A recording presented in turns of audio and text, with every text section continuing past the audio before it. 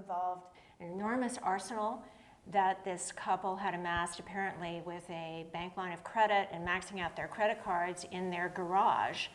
At the same time, we had a young man with a long gun demonstrating his support for open carry rights in Ohio by marching through an African-American neighborhood of Akron, and Cleveland still pursuing a package of gun laws that may or may not run afoul of restrictions in Ohio that some argue are inappropriate given home rule rights for cities to have stricter gun laws. The New York Times editorialized on its front page about guns in America, and that's what we're here to talk about. This is the Opinion Show. I'm Elizabeth Sullivan. I direct the opinion operation for cleveland.com and the editorial board for the Plain Dealer and cleveland.com, and I'm joined by editorial writers and members of the editorial board, Sharon Broussard, Ted Diadin, Chris Evans, and Pete Krause. Chris, you've written a lot about guns. What's your take about this sort of nexus of events, and whether there's any chance, which we had Senator Sherrod Brown in earlier this week, who basically said there is no chance that Congress will move on gun legislation. I thought the response to President Obama's speech, where he asked Congress to make people who are on no-fly lists, make it difficult for them to get guns, and to stop the sale of semi-automatic weapons. That in the wake of that speech, you saw gun stocks go right through the roof. I mean, people were out buying guns. So I think you're dealing with a culture that is very afraid that there's going to be limited access to these weapons of mass destruction, and so they're going out and they're buying them. And Obama, I think has laid out some very common sense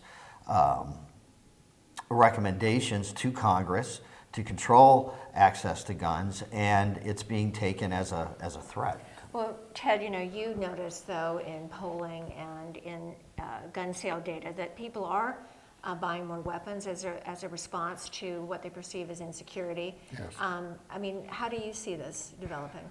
I just don't see how more legislation is going to do anything. The guns are out there. There's 310 million guns, as far as they can determine in the country, one for every person in the U.S.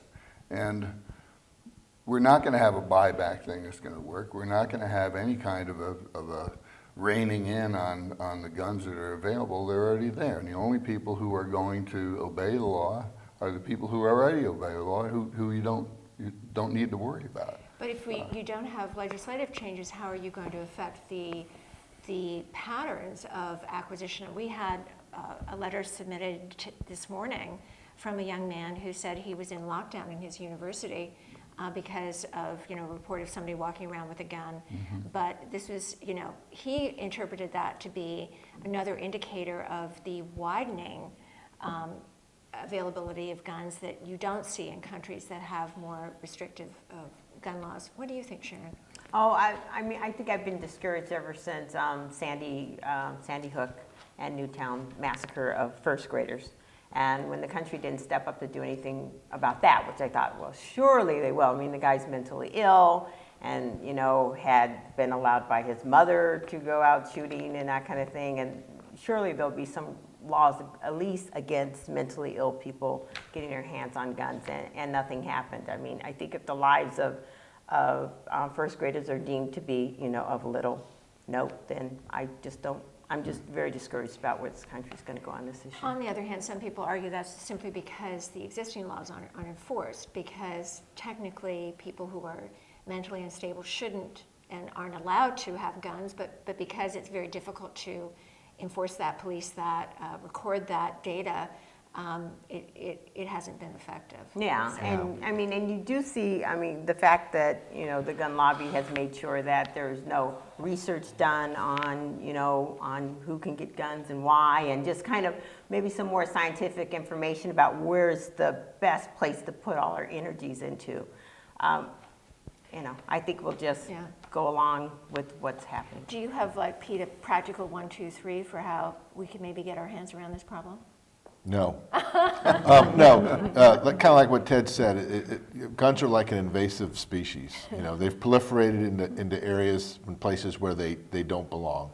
You know, is there a place for guns in our society? Yes, but we can't determine that because nobody will, you know, the gun lobby prevents any kind of reasonable gun control legislation from getting passed, whether it's at the federal level, the state level, local level. You know, communities like Oberlin have wanted to prevent guns, open carry guns from being allowed in their parks. They couldn't do it because as you mentioned, the state's laws it can't be stricter than what the state's laws are. You know, we should be able to control guns in this country, just like we try to control the zebra mussels or in the lake or Yeah, you we're know, not doing a really good job with no, that. we're not. But as But Ted I said, think- as Ted said, it's so difficult. I mean, how do you Yeah, do it? but to Ted's point, I mean, I think, yeah, there are way too many guns out there, and it's way too easy to access them, and they're getting into the hands of the wrong people. But I think, you know, Obama's point is that you're not closing the door completely, but you're applying common sense. I mean, if you're on a no-fly list, I mean, do you think someone on a no-fly list should be able to go and buy a gun? No, Do you- no, I don't. I mean, Although, it's common sense, and although, excuse me, it depends on who's deciding who's on the no-fly list and why. There's a congressman who was on the no-fly list, and that's been bandied about. And so if we're saying that the people on the no-fly list are known terrorists and people we have to worry about, sure. If we're going to put people who disagree with the, you know, the president or the so you're gun saying that there's, legislation. But I do think, as you know, that this is one of those sort of easy talking points that when you delve into the specifics, you find that most of the real terrorists who are on that list or suspected terrorists are not even in this country. Right, so that, but I mean- it's not an issue. Yeah. But to me, you've got to start somewhere. So start somewhere that makes sense. And the no-fly list makes sense. The other thing that makes sense is who the hell needs a semi-automatic weapon? I mean, the sale of those weapons it's absurd to me. But this and, argument's and so why shouldn't the sale of those weapons be limited or that you can't just go So- into a store and buy one? Ted, you probably know more than I do about this, but I have the impression that there are a lot of semi-automatic weapons out there that are not, you know, within this rubric of assault weapons that people Yes, are concerned yeah, about, yeah. where you have the big magazines. I mean, I do think that there's a way to define these dangerous weapons that people can use for mass killings, plus the big magazines, and do something about it. And some states have actually done that, and the Supreme Court has upheld their right to do that. You know, the term assault rifle is a misnomer because and people are still saying ban assault rifles, and all an assault rifle is a semi-automatic hunting rifle that's you know, they slap some, you know, a bare stock on it and an air, I don't know what they call that thing out the end, but I mean, they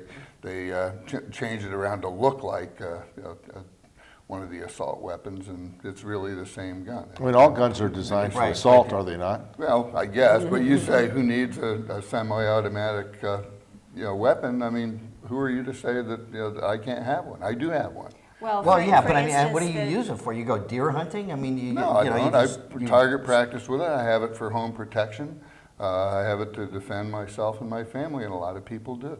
You know, Did you have to jump through hoops to get it? No. No, shit. No, I went to But it, but I the- didn't got by at a gun show, and I'm sort of with you on the gun show operations. I Yeah. think there's way too many, and it's too easy to get, you know, not just legal weapons, but illegal weapons, and they do a lot of wink there. I'm Well, you certain know, of if you've that, been to the yeah. gun show, I mean, when you're Yeah. walking in, you're going through the parking lot, people are offering you all kinds of deals. Yes, I know that. Yeah.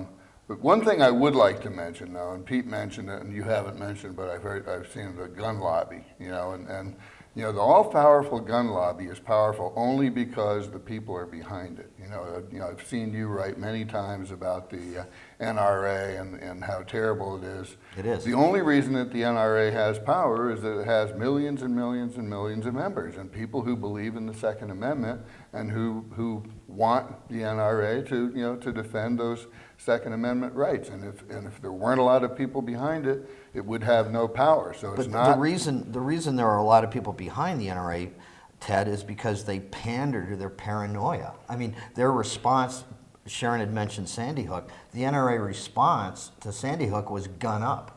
I mean, that's always their response. It's never common sense. It's violence begets violence begets violence, because they're a shill for the gun industry, and it's all about selling guns. That's all it's about. It's not about the Second You use the Amendment. word shill, and I mean, I use the word, a constitutional right and my right to defend myself and to have a gun, and the NRA supports that and defends that. Well, But to at the- some point, the frustration, anger, and concern of the American people has to take precedence here. I mean, this terrorist couple, the early reports were that they had converted at least one of their semi-automatic weapons into a fully automatic weapon, right? Which is a big reason why they were able to kill that many people Yes. in a short amount of time. Which is completely illegal. It is completely illegal, but nonetheless, it shows how relatively easy, it is to do that. It is perplexing to our allies and other countries that are advanced democracies, the permissiveness that we have in this country about gun ownership that definitely bleeds into public safety issues. Does any country have the freedom of gun ownership that we have in the world? I mean, Not in the free world. No, I don't know. I don't know the answer to that, but there's many countries that don't have all kinds of freedoms that we have. So Yeah. I don't know that that's a valid point. I mean, that's. well, I'm just part of asking the our- question. Yeah. So But it no- is valid that some countries have reined in that freedom. Australia comes to mind, for example, after the big shooting, the mass murder there, and also Scotland as well. Yeah, I was going to say Scotland, England. I wonder, Ted, with your semi-automatic weapon, do you keep it loaded? Yeah. And do you keep it in a safe place? do, So, And I don't have, little kids living at home anymore, so I feel a little less uncomfortable about having it around. When my daughters were living at home and were smaller, I kept the gun in one place and the ammo in another place, and I kind of laughed to myself, "Excuse me, Mr. Break-In, Right. you'll just hold the flashlight here while I dial in my safe combination." well, that's where you so, run, yeah. you zig and zag, right? I guess, yeah, but now I do, and of course now I have little grandchildren. I was I'm gonna have say, start yeah. I worrying mean, about, but so. Ted does. And the statistics, though, suggest that people like you, and I imagine you have a semi-automatic, because you figure the bad guys have semi-automatics, Pretty much, yeah. right? But Bazookas. nonetheless, the statistics suggest that the biggest danger of weapons in homes is, to the occupants of those homes and the visitors of those homes, and not to potentially bad guys who may show up at their threshold. I don't. Yeah, I but I mean, can't respond to that's one of the things Pete had mentioned earlier, that Jackson administration, Jackson had introduced this legislation in the spring. That really had nothing to do with the Second Amendment, but one of the things was that if you have guns in your home, that you have them safely secured, which responsible gun owners do. But immediately Ohio Kerry filed a suit against the application of that, and that's, I think, where those of us who are considered anti-gun, we're not. I mean, I'm not against the Second Amendment, but it seems that there should be some common sense, common ground, and I think you would agree, We Ted. haven't talked do, about the yeah. open carry issue, but I wonder, in light of this Akron incident, whether we think that this is part of, the push, persuading people to do what Ted feels he has to do, which is to have loaded weapons at hand for protection. Because you see people walking around now openly carrying long guns in a city neighborhood. That just seems wrong to me. Well, if Ted's going to keep, I mean, people who keep guns in their home for protection, I really don't think that is the problem. Are there going to be accidents? Will things happen from time to time? Yes. But the problem is guns out there that are on the black market, that are being acquired by people who have nefarious ideas, and that's the problem. Is how do you keep those guns out of the hands of those people. And that's, you know, But it's to not me, Ted Dyden that we're it's- worried It's about. a dual Yeah, we are. issue I'm worried because, about Ted, yeah. because the gangs are I'm not going to getting your house. guns You'd be illegally safe for there. sure. But the terrorist couple, Mm-hmm. all those, Legal. and many Yeah. of the mass shootings, in fact, most of them that we've seen lately, those weapons are acquired legally. Yeah. So, you know, we have But, a whole intersection they may have been of acquired weapons. legally, but maybe they were acquired legally too easily. Okay? Right. You know, you got to be able to jump through a ton of hoops, I think, to get a gun. And if you do it, then you got your gun. You know, but The last time I bought a weapon, a firearm, it took me about 15 minutes to, you know, to pass a background test. It would have been fine with me if I had to wait 2 days or 15 days. I Yeah. don't really care about that. You know, Right. I don't need to rush out and buy another weapon. I enjoy having them. I enjoy, you know, becoming proficient at them. But the thing I always come back to is that, as you said, the people like me and anybody else who has